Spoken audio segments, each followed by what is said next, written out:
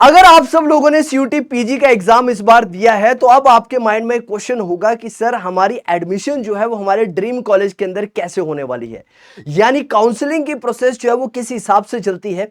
उस प्रोसेस के बारे में आप सब लोगों से इस वीडियो के अंदर काफी ज्यादा डिटेल में डिस्कशन करेंगे। तो आइए शुरू करते हैं, और शुरू करने से पहले मैं प्रिंस स्वागत करता हूं आप सबका आपके अपने चैनल सीयूटी पीजी वाला पे, जो करवाता है आपको सबसे बेहतरीन तैयारी आपके एग्जाम की। तो अगर आप सब लोगों के मार्क्स बहुत अच्छे आए हैं और आप सब लोगों को लगता है कि आपको दिल्ली यूनिवर्सिटी के अंदर एडमिशन मिल जाएगा या फिर बनारस हिंदू यूनिवर्सिटी के अंदर एडमिशन मिल जाएगा, तो बिल्कुल ऐसा नहीं है। यूनिवर्सिटीज आपका वेट नहीं करती हैं कि आप सब लोग डायरेक्टली यूनिवर्सिटीज के अंदर एडमिशन ले सके, ना ही यूनिवर्सिटीज आपको कॉल करके बुलाती है कि आइए और हमारे कॉलेज के अंदर एडमिशन लीजिए। आपको ही कहीं ना कहीं यूनिवर्सिटीज की ऑफिशियल वेबसाइट के ऊपर जाना पड़ता है और बार बार चेक करना पड़ता है कि क्या यूनिवर्सिटीज ने एप्लीकेशन फॉर्म जो है वो ओपन कर दिए हैं। तो कुछ इंपॉर्टेंट चीजें हैं जो डिस्कस करने वाले हैं आज की इस क्लास के अंदर। नंबर 1 पर आता है what to do after CUET PG result. CUET PG result के बाद हम लोगों को क्या करना चाहिए? तो सीयूटी पीजी रिजल्ट के बाद आप लोगों को वेट करना चाहिए यूनिवर्सिटीज के एप्लीकेशन फॉर्म्स के ओपन होने का, क्योंकि सीयूटी पीजी एक मात्र सॉल्यूशन है आप सब लोगों के ड्रीम कॉलेज के अंदर जाने का। कुछ यूनिवर्सिटी सीयूटी पीजी के अंदर पार्टिसिपेट करती हैं और कुछ यूनिवर्सिटीज इसके अंदर पार्टिसिपेट नहीं करती हैं। तो सबसे इंपॉर्टेंट आप लोग जो देखेंगे कि जो मेजर यूनिवर्सिटीज हैं वो सीयूटी पीजी के थ्रू पार्टिसिपेट करती हैं, और अगर आप उन कॉलेजेस के अंदर एडमिशन लेना चाहते हैं तो आपको सबसे पहले इन यूनिवर्सिटीज की एप्लीकेशन प्रोसेस को ओपन होते हुए देखना होगा कि कब इनकी एप्लीकेशन प्रोसेस जो है वो ओपन हो रही है।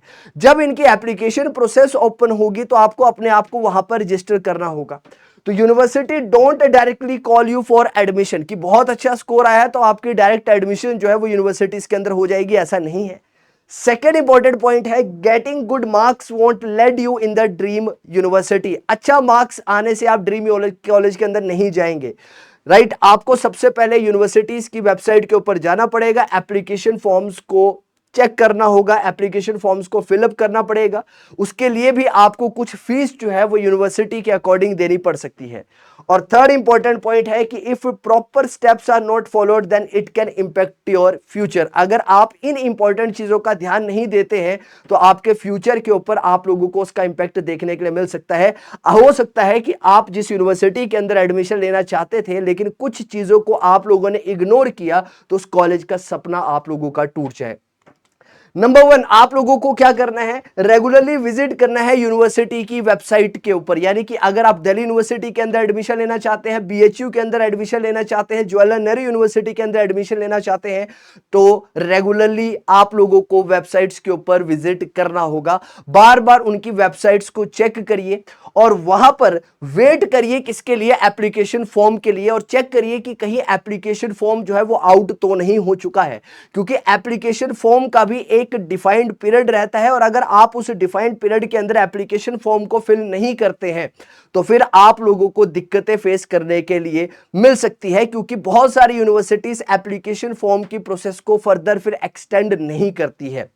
Second important point, college counselling registrations. अब आपने क्या किया? सबसे पहले एप्लीकेशन फॉर्म्स को फिल किया और उसके बाद फिर पर्टिकुलरली किसी कॉलेज के अंदर अगर आपने एडमिशन लेनी है तो उसकी काउंसलिंग फॉर्म्स का वेट करिए, और काउंसलिंग फॉर्म्स जैसे ही आउट हो जाते हैं उनको फिल करके आप देखिए कि वहां पर कब आपको फर्स्ट राउंड ऑफ काउंसलिंग के लिए या फिर सेकेंड राउंड ऑफ काउंसलिंग के लिए बुलाया जा रहा है according to your marks. Second important step आता है गो थ्रू ब्राउजर। बहुत सारे बच्चे ऐसे होते हैं जो सिर्फ क्या करते हैं, एडमिशन लेने के लिए बहुत ज्यादा इच्छा रखते हैं लेकिन वो डिटेल्स को बहुत ज्यादा तरीके से नहीं पढ़ते हैं, यानी कि जो मेजर डिटेल्स होती है या जो गाइडलाइंस होती है उनको बहुत ज्यादा इंपॉर्टेंट तरीके से नहीं पढ़ते हैं। एग्जांपल के तौर पर अगर आप दिल्ली यूनिवर्सिटी के अंदर एडमिशन लेना चाहते हैं तो सबसे पहले दिल्ली यूनिवर्सिटी के ब्राउचर्स को बहुत अच्छी तरह से समझिए। देखिए कि उसके अंदर आप जिस कोर्स के लिए जाने वाले हैं उसके अंदर टोटल सीट्स कितनी है, एलिजिबिलिटी क्राइटेरिया कितना है, फीस स्ट्रक्चर क्या है। हाँ, सारी की सारी चीजें जो है वो आप लोगों को ब्राउजर्स के अंदर देखने के लिए मिलेगी। और साथ ही साथ में आप लोगों को वहां पर फ्रीक्वेंटली आस्क क्वेश्चंस का भी एक सेक्शन मिलता है, जो कि बच्चों को सबसे ज्यादा कंफ्यूज करने वाले जो क्वेश्चंस होते हैं उनके आंसर्स वहां पर मेंशन होते हैं। तो ब्राउचर्स को डिटेल में पढ़िएगा। एप्लीकेशन फॉर्म आया, एप्लीकेशन फॉर्म को आने के बाद आपने एप्लीकेशन फॉर्म को फिल किया। एप्लीकेशन फॉर्म को फिल करने के बाद आप सब लोगों ने वेट किया, राइट, किसका, राउंड्स ऑफ काउंसलिंग का। आपने दिल्ली यूनिवर्सिटी के ब्राउचर्स को डिटेल में पढ़ा, राइट, उस यूनिवर्सिटी के ब्राउचर को बहुत ज्यादा डिटेल में देखा जिस यूनिवर्सिटी के अंदर आप लोग एडमिशन लेना चाहते हैं, उससे रिलेटेड इंपॉर्टेंट टॉपिक्स को आप लोगों ने उसके अंदर मेंशन किया। और अगर आपके माइंड में कुछ इंपॉर्टेंट क्वेश्चंस है तो आपने उन क्वेश्चंस को भी कहीं ना कहीं डिटेल में समझने की कोशिश करी। थर्ड इंपॉर्टेंट स्टेप आता है fill application form individually, right. जो एप्लीकेशन फॉर्म है उसको क्या करिए, इंडिविजुअली फिल करिए। यानी सीयूटी का पेपर देने के बाद आपको अगर दिल्ली यूनिवर्सिटी के अंदर एडमिशन लेना है तो आपको दिल्ली यूनिवर्सिटी का एप्लीकेशन फॉर्म अलग से फिल करना होगा। अगर आप एडमिशन लेना चाहते हैं बनारस हिंदू यूनिवर्सिटी के अंदर तो उनका एप्लीकेशन फॉर्म आप अलग से फिल करेंगे। अगर आप एडमिशन लेना चाहते हैं जवाहरलाल नेहरू यूनिवर्सिटी के अंदर तो उसका एप्लीकेशन फॉर्म जो है वो अलग से फिल होने वाला है। सिर्फ और सिर्फ एक फॉर्म फिल करने की वजह से आप लोगों का एडमिशन सारी की सारी यूनिवर्सिटीज के अंदर नहीं होने वाला है। इस चीज को आप लोगों को कहीं ना कहीं माइंड में रखना है।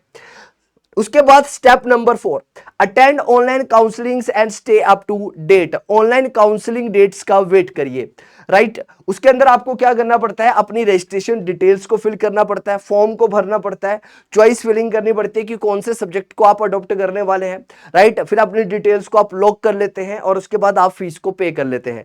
जब अपनी डिटेल्स को आपके द्वारा क्या किया जाता है, लॉक किया जाता है, जब अपनी डिटेल्स को आप क्या करते हैं, फिल कर देते हैं, तो उसके बाद आप लोग उसके अंदर किसी भी तरह का अमेंडमेंट नहीं कर सकते हैं।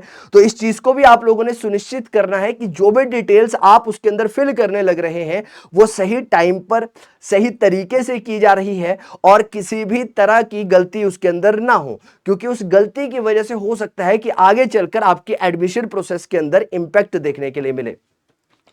देन स्टेप नंबर 5 के ऊपर आता है पे कॉलेज फीस ऑन टाइम, है ना। कई बार बच्चे क्या करते हैं, उनको लगता है कि हमने मल्टीपल यूनिवर्सिटीज के अंदर अप्लाई किया है, हो सकता है मुझे दिल्ली यूनिवर्सिटी के अंदर भी एडमिशन मिल जाएगी, बीएचयू के अंदर भी मिल जाएगी, जेएनयू के अंदर भी एडमिशन मिल जाएगी।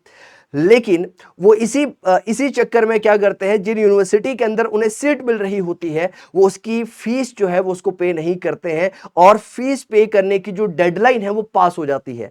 और जब वो फीस पे करने की डेडलाइन पास होती है तो उसकी वजह से वो फिर रिग्रेट करते हैं कि मैंने अगर फीस पे कर दी होती तो कहीं ना कहीं मैं इस कॉलेज के अंदर एडमिशन ले लेता।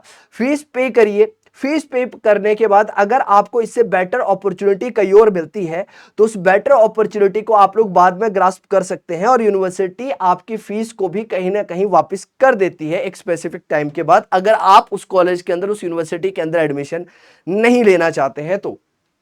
उसके बाद अपनी सीट को कंफर्म करिए और सीट को कंफर्म करने के बाद आप लोगों ने क्या करना है, सिंपली अपनी कॉलेज की जर्नी को फिर एंजॉय करना है। यानी कि जब से आपके सेशंस अलाइंड होंगे जाइएगा और सेशंस को वहां पर बढ़िया तरीके से एंजॉय करिएगा, राइट। तो इंपॉर्टेंट प्रोसेस यही है कि आप लोगों को किन किन चीजों को थोड़ा सा ध्यान में रखना है और ये सारी चीजें जो है वो आप सब लोगों के लिए बहुत ज्यादा क्या हो जाती है, इंपॉर्टेंट हो जाती है, ध्यान में रखना। और इसी से रिलेटेड आप सब लोगों के लिए वीडियो थी।